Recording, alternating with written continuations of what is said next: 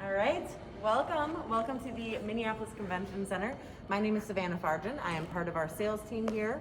We are going to do a quick little 15-minute, maybe less, maybe a couple minutes more, walkthrough of the convention center. We're going to show you some of the health and safety initiatives that we have in place. We're going to talk about where we're at in terms of what kind of the size of events that we can host and how many.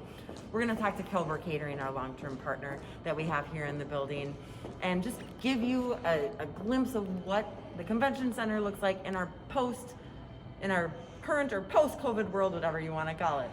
So we're going to head this way. We have 3 stops that we're going to make. So the first stop that we're going to make is in our our cleaning and health and safety room. So Kurt Hickok, our manager of event operations, is in that room. He's going to talk about our GBAC certification, the cleaning processes that we have in place. So just to give you an idea of our health and safety plan as a building, we have put together a comprehensive health and safety plan that we provide to you. But we also ask that you partner with us and you provide us with your plan. So we want to hear, what are you doing to keep your attendees safe? How are you setting up your registration? How are you having guests talk about in advance, or check for symptoms in advance? So we go back and forth. You give us your plan, we'll give you notes on it, and we'll go back and forth with you on that and really partner with you. Each event is different, each event is individual, and that's why we want to individualize your plan. So first thing I'm going to talk about when we walk in this room is the meeting setup. I know everybody has seen socially distanced room setups, or most people have, because we've looked at diagrams and we've gone and seen, other properties. So this right here is an example of a theater set. I know you're looking at it and you're saying, hey, those chairs are not socially distanced. But here's the idea with this set. Everywhere you see a picture, that's where somebody sits. We have 3 chairs in between. Chairs can be marked to designate this is where you can sit, or chairs can be marked to designate this is where you don't sit. You do also have the option to do the chairs individual and spaced 6 feet apart. So that's certainly an option as well. Once we get over a certain amount of chairs, once we have over 200 chairs in a room, they do have to be linked together per our fire code. So again, our team would work with you on the setup that works best for your group. You're also going to see the arrows on the floor. Arrows would be a recommended thing for flow when it comes to your event. We want to make sure people are going in through the right door, that they're exiting the correct door, they're going, the correct way as they walk through. As a building, we don't provide the arrows. That would be up to you to provide. But we do have a toolkit that you can use if you would like to use some of our arrows that we've created with our awesome marketing team. So with that in mind, I'm going to turn it over to Kurt so he can talk about his world and how he's keeping the building nice and safe and clean. Thank you. I'm Kurt Hickok. I'm the manager of event operations. I'm happy to announce that we are now an officially GBAC accredited facility. GBAC, if you're not familiar with it, is a Global Biorisk Advisory Council, and they're a subsidiary of ISSA, which is International Cleaning Association. GBAC focuses primarily on biorisk hazards, and so this accreditation, in order to achieve it, we've had to fulfill 20 different elements of it, everywhere from roles and responsibilities within our organization to our standard operating procedures, health and wellness programs, safety procedures, all focused around prevention, response, and recovery from pandemics and biorisk hazards. So we've received that. We're excited about it. We're happy to be implementing some of these new processes in our facility to keep you safe and healthy. One of the exciting things that goes along with that is something we've added to our arsenal of cleaning and disinfecting, and that's the Clorox 360 electrostatic sprayer. What this allows us to do is to actually disinfect areas, whether they be restrooms, meeting room sets, theaters, any surface really, in a much more efficient and better way. In the electrostatic process, actually adds a charge, an electrostatic charge to the disinfectant molecules that when sprayed out are actually attracted to surfaces rather than just kind of going off into the air and falling wherever they may. So it's a much more efficient, better coverage, better disinfection overall, and we're happy to add that to our arsenal. It's not necessarily the right solution for every single set or every single scenario. It's just one that we do have, but we would definitely want to talk to you about any of your concerns, whether in the meeting rooms, between sessions and so forth, and how we can keep your attendees and yourself healthy and safe while you're in our facility. If you need any other information, you can either contact Savannah, or my information is also on our website. You can contact me and I'd be happy to answer any questions or research anything for you to make sure you feel safe. Thank you. All right, so we are gonna keep heading to our next room on the tour. We are heading into room 102 next. In room 102, we're gonna talk about the work that we've done with Deed. But just to, to really follow up with Kurt, Kurt is a wealth of knowledge when it comes to the cleaning supplies and the best way to keep our building safe. And, as we've talked about how to best clean in between sessions, again, that's gonna be tailored towards your group. So I know in a traditional world, you have breakouts and people are mixing in between breakouts and they're going from room to room. But as we live in our COVID world, we really have to start thinking about, is that the best way to do it? Do we really want people going from room to room, or do we want people to stay in one room and for the speakers to come to them? If we're looking at that, then Kurt's team gets to come into a meeting room. They get to just wipe down the podium and not have to wipe down the chairs because nobody's leaving the chairs. All right, so our next room here, room 102. First, we'll talk about the room setup. So we have this room set up classroom style. As you can see, we have some of our tables with linens, some of our tables without linens. Our standard setup here at the Minneapolis Convention Center is to do tables without linens. We do have linens available should you choose to have those. In COVID times, hard surfaces, of course, are easier to clean and faster to clean than linens. So if you're doing a traditional breakout and you have people traditional breakouts and you have people coming and going from the rooms, it's much easier for our operations team to be able to come in and wipe down the hard surfaces versus the linens. The linens would have to be changed in between all of your breakouts. Now, if you are doing a meeting where everybody is in the same room and they never leave and they have their designated spot, then you could look at linens would be a little easier to accomplish in that situation. One thing that we would recommend is doing place cards at the setting. That way people, that they come in, they sit, they put their place card there, that's their spot for the day. Also, we do have some high tops in the back of the room. That would be a good spot for if people wanted to get up and move around, they could go into the back of the room and stand, stretch their legs. All right, so moving on. Over the past couple of months, the Minneapolis Convention Center, Meet Minneapolis, we have been working diligently with the Minnesota Deed office to help them better understand our industry, help them understand why our industry is crucial and why it needs to be running, and the sheer economic impact that we have, and the jobs that we have, the job creation. So our goal has been to get restrictions to start to ease, but yet still do it safely, because our number one goal is to make sure we are being safe and we are stopping the spread of COVID. So with that in mind, here's the initial proposal that we put together for Deed. What we did, we put together a floor plan of the Minneapolis Convention Center. We color coded it. We said, look, we can safely do 7 groups in this building of 250 people.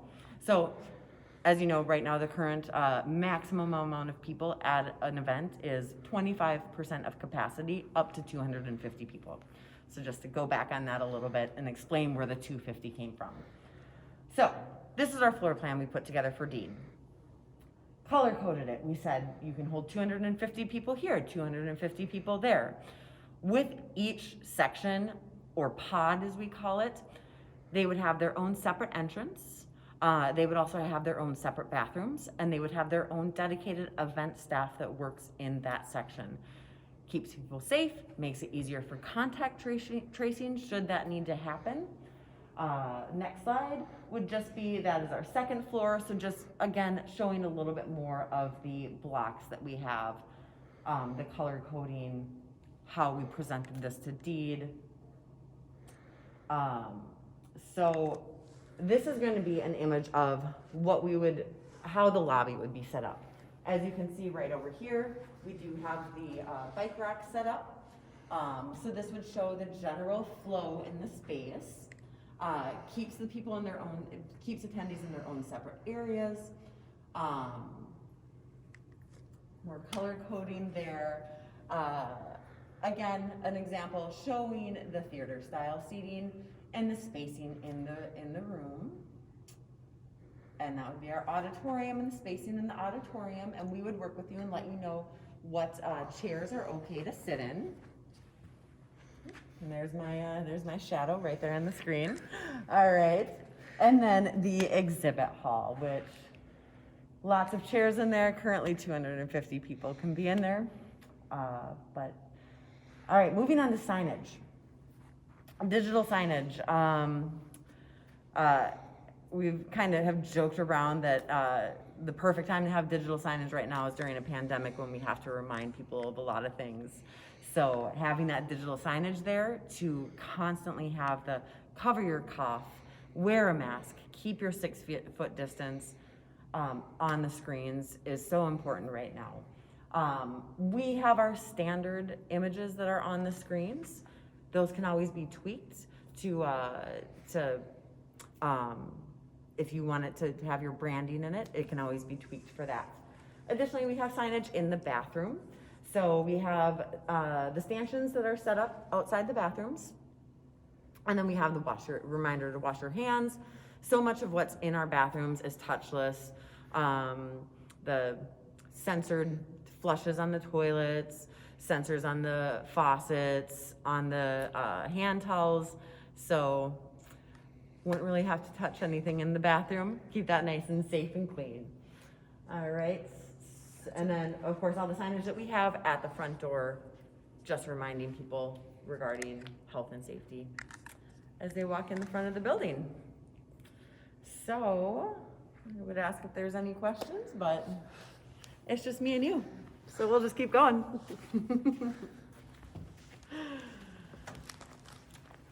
I'm very charming for myself. All right. So as we walk out into the main lobby here, I'm going to point out what our setup is going to look like at the front door. So as we talked about with the different pods of 250 people taking place and them all having separate entrances, basically anytime we have an event in the Minneapolis Convention Center right now, they have a designated entrance. So even if they're the only people in the building, they're going to have one door that is designated for your group. You go to that door, there's security at that door, there's an EMT, you can have temperature taking if you like. So as you can see right here, we have an example of a setup. We have the stanchions, we have the table where security is stationed. Your attendees are going to come in, they're going to check that whoever is coming in the door is here for an event that's taking place in the building.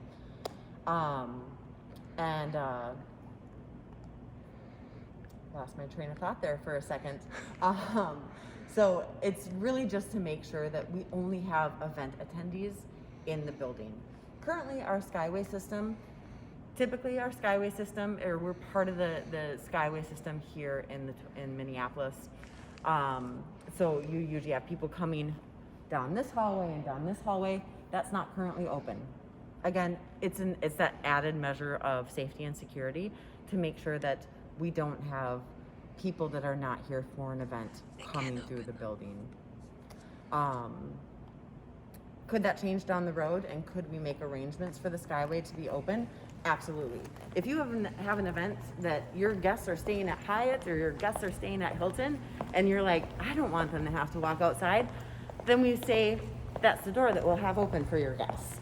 So customization is key here, making sure that we can make you and your attendees feel nice and safe and supported at the convention center. All right, so an example of a registration table. We would always recommend that you have plexiglass at a registration table. We don't have plexiglass in the building, so that would be up to you to provide.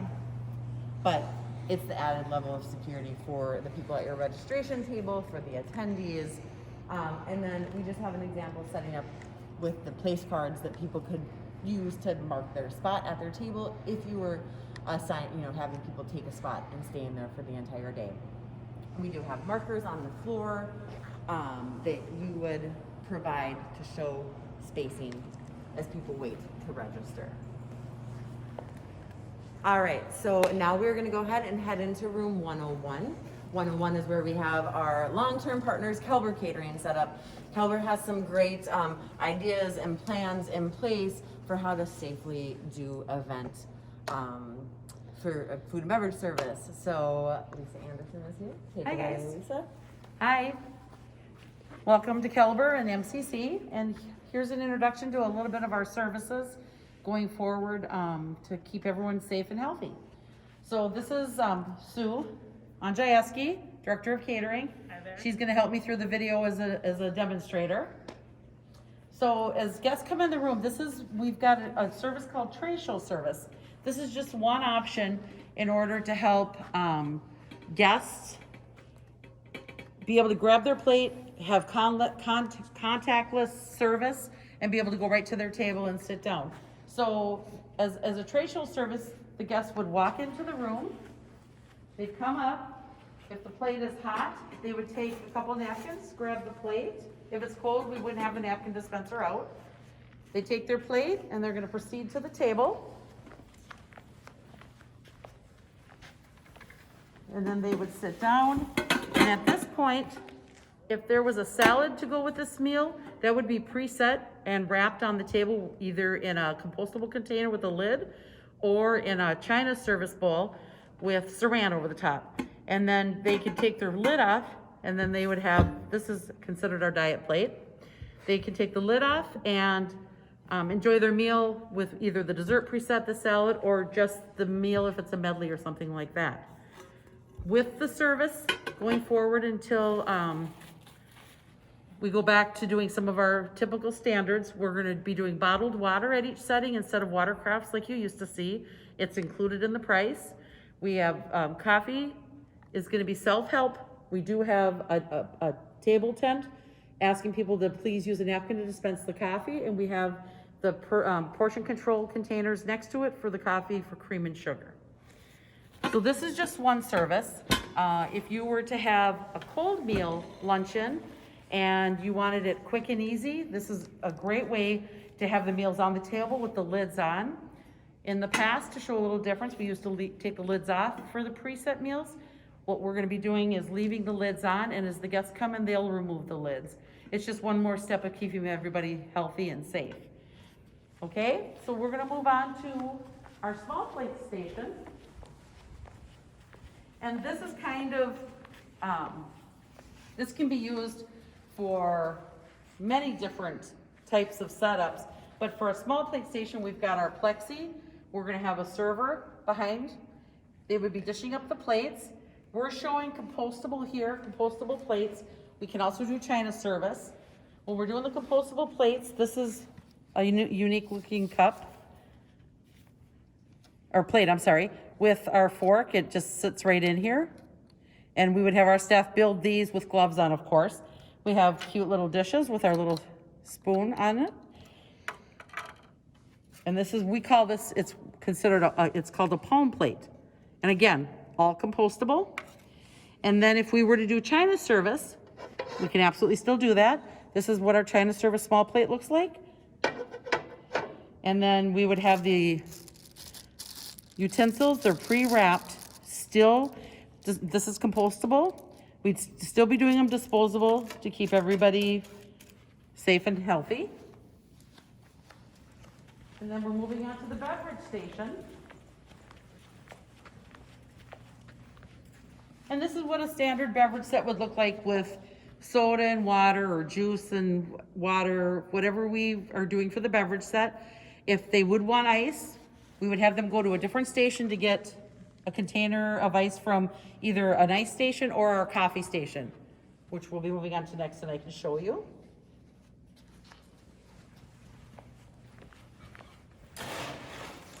And this is how we would serve it. If somebody wanted a cup of ice, we would have a staff person there to hand it out. So coffee breaks, we're gonna be doing those a little differently going forward. We've allotted 30 minutes within the service where we'll have attendants pouring the coffee. And then at that point, if somebody says, I need cream or sugar, we'll be giving them individual portion cups with the lid on. And it has the cream, the sugar, the sweet and low. So you'll have anything you need, and then they can just take that in their wrapped stir stick and move to a location to mix their coffee. I think we can do, let me just go through buffet service. We can offer, really we can do any service. It's just a matter of space, social distancing, and time. We can offer buffet services. What we have done is we have taken as much as we can and we're packaging the buffet service so that it's more grab and go as you're going through the buffet. And then the hot foods would be handled by one server behind the buffet table. They would take your plate and they would go with you all the way through the line. So only one person is touching that plate. They would put everything on that you've asked for, and at the end of the line, they would hand you your plate, and then you'd proceed to sit down and have lunch. Thank you very much. Thank you, Lisa. Thanks. Bye, guys. Bye. All right, so that wraps up our, I think 15-minute, maybe a little over, maybe a little under, tour of the Minneapolis Convention Center. Normally now would be the time where I would ask, do you have any additional questions? So please know, if you ever have any additional questions about what we're able to accomplish here in the building, all of us on sales are here to answer those questions. Our operations team is here to answer those questions. We want to see you back in the building. We want to see you back in the building safely. We can't wait to get events back up and running. If you ever want to set up another virtual tour that goes through your specific space, that discusses your specific event, we are more than happy to set up a virtual tour. We're more than happy to set up in-person tours. We're here to support you. Getting our industry back up and running is so important, and we can't wait to see you in the future. And that is all I have for you. Enjoy the rest of your day. Bye.